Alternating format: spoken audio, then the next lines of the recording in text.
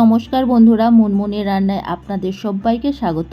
সরস্বতী পুজোর দিনকে অনেকের বাড়িতে গোটা চচ্চড়ি রান্না হয়। আজকে আমি শেয়ার করব গোটা চচ্চড়ি রেসিপি বা গোটা সেদ্ধ। তাহলে চলুন দেখে নিই কী কী সবজি আমি এখানে নিয়েছি কিছুটা গাজর আমি বড় বড় সাইজ করে কেটে নিয়েছি, আপনারা চাইলে ছোট গাজরও দিতে পারেন।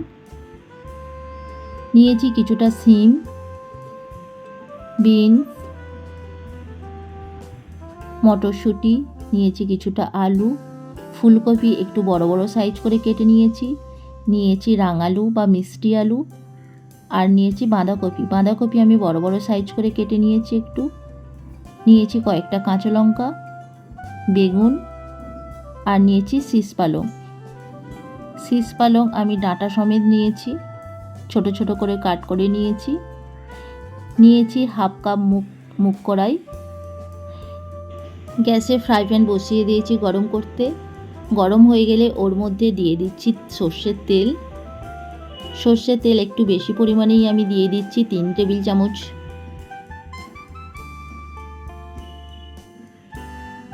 তেলটা খুব ভালোভাবে গরম হয়ে গেলে দিয়ে দিচ্ছি ফোড়ন, শুকনো লঙ্কা, তেজপাতা, আর দিয়ে দিচ্ছি 1 টিস্পুন 5 ফোড়ন। 30 সেকেন্ড ফ্রাই করে নিচ্ছি। গ্যাসের ফ্লেমটা কিন্তু লোতে রেখে 30 সেকেন্ড ফ্রাই করে নেব। এইবারে কেটে রাখা সবজিগুলো অ্যাড করে দিয়ে দিচ্ছি প্রথমে গাজর, দিয়ে দিচ্ছি আলু, রাঙালু বা মিষ্টি আলু দিয়ে দিলাম, একটু নাড়াচাড়া করে নেব।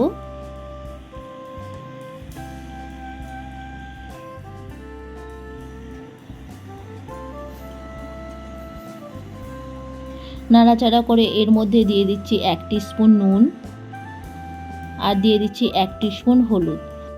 ভালো করে মিশিয়ে নেব।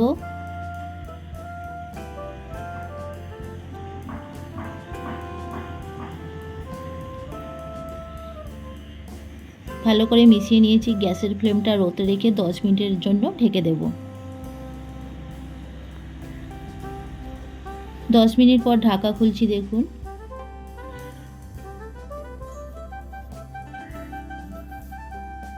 একটু নাড়াচাড়া করে নিয়ে এর মধ্যে কিছু সবজি অ্যাড করে দিয়ে দিচ্ছি সিম, মটরশুঁটি, বেগুন,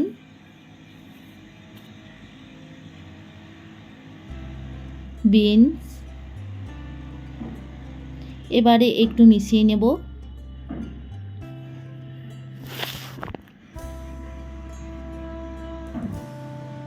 একটু মিশিয়ে নেওয়ার পর ওর মধ্যে আরও কিছু অ্যাড করে দেব। দিয়ে দিচ্ছি শীষ পালং শাক,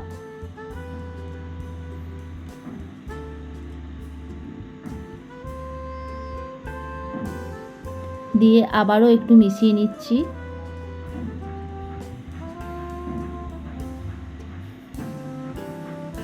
ভালো করে মিশিয়ে নিয়েছি। ওর মধ্যে দিয়ে দিচ্ছি মুগ কড়াই। 4 থেকে 5 ঘন্টা ভিজিয়ে আপনারা এটা দিতে পারেন, আমি এখানে ওভারনাইট ভিজিয়ে রেখেছিলাম। মিশিয়ে নেব। আপনারা চাইলে সবজিগুলো কম বেশি বাড়িয়ে নিতে পারেন, আমি এখানে অল্প অল্প সবজি দিয়ে করছি। আবারও ঢেকে দেব 10 মিনিটের জন্য। গ্যাসের ফ্লেমটা কিন্তু লোতে রেখে 10 মিনিট পরে ঢাকা খুলছি, দেখুন এই পুরো রান্নাটা কিন্তু লো ফ্লেমে ঢেকে করতে হবে। 10 মিনিট পর ঢাকা খুলছি, ভালোভাবে নাড়াচাড়া করে নিচ্ছি।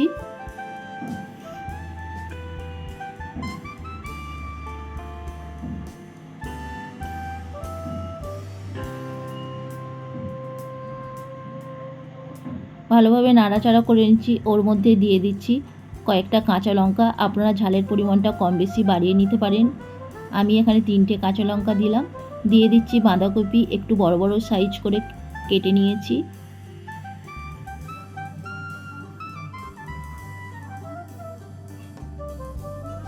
দিয়ে আবারও নাড়াচাড়া করে নিচ্ছি।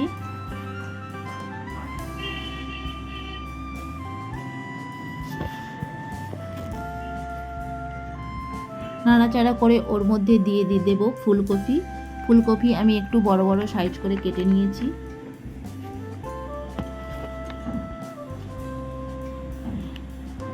ভালোভাবে মিশিয়ে নিচ্ছি।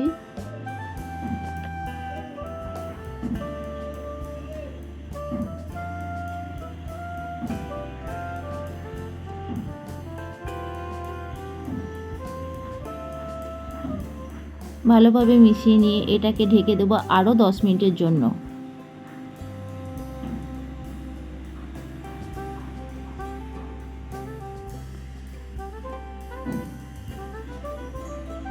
দশ মিনিট পরে খুলছি। সবজিগুলো অনেকটাই সেদ্ধ হয়ে গেছে। সবজি থেকে অনেকটাই জল বেরিয়েছিল, সেই জলেই কিন্তু সব সবজি সেদ্ধ হয়ে গেছে।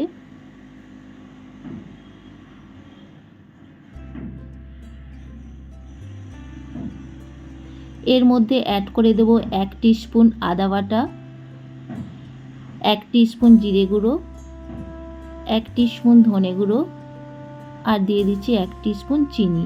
চিনির পরিমাণটা আপনারা কিন্তু কম বেশি বাড়িয়ে নেবেন। আবারও সব উপকরণ ভালো করে মিশিয়ে নিচ্ছি।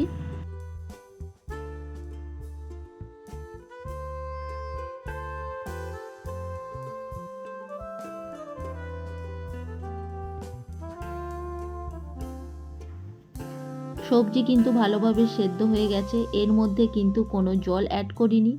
আপনারা চাইলে সামান্য জল অ্যাড করতে পারেন, যদি মনে করেন আপনারা এটা ঝোলঝোল করবে সেক্ষেত্রে জল অ্যাড করতে পারেন। আরও 10 থেকে 12 মিনিট এভাবে রান্না করে নিচ্ছি। দেখুন সবজি থেকে জল শুকিয়ে গেছে আর তেলও বেরিয়ে গেছে।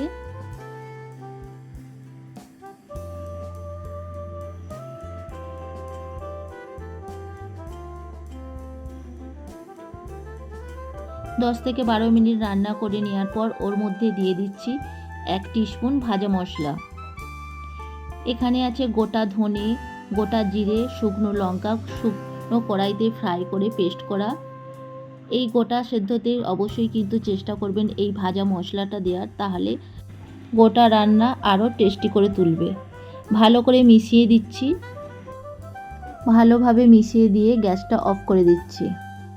গোটা সেদ্ধ রেসিপি রেডি হয়ে গেছে।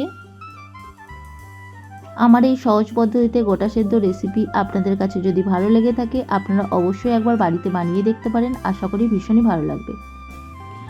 আপনাদের এটা গরম গরম সার্ভ করে দেখাচ্ছি।